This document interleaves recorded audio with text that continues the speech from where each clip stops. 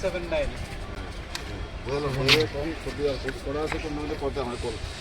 QEKSL 079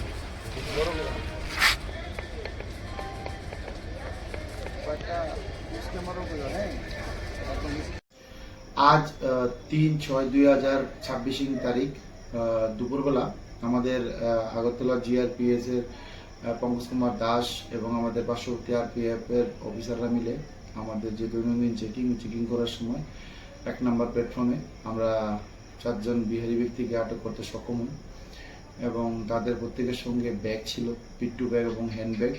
ওই ব্যাগগুলো আমরা তল্লাশি করে তাদের কাছ থেকে সর্বমোট 140 বোতল অবৈধ স্কোপ কফ সিরাপ উদ্ধার করতে আমরা সক্ষম হই। তারপর আমরা তাদেরকে অ্যারেস্ট করি এবং তাদের বিরুদ্ধে একটি এনডিপিএস ধারায় মামলা নথিভুক্ত করি আগরতলা জিআরপিএস এ। যেই মালগুলো আমরা সিজ করেছি সেই মালগুলোর বর্তমান বাজার মূল্য, কালো বাজার মূল্য হবে প্রায় 2 থেকে 2.5 লক্ষ টাকা। প্রাথমিক জিজ্ঞাসাবাদে তারা জানায় এগুলি তারা বিহার রাজ্যের এদিক থেকে এনেছিল আমাদের আগরতলার অন্য কোনো তাদের যে অ্যাসোসিয়েট আছে ওদের কাছে এটা দেওয়ার জন্য। তাদের এখন ইন্টারভিউ চলছে এবং আগামীকালকে তাদের আমরা মহামান্য আদালতে প্রেরণ করব।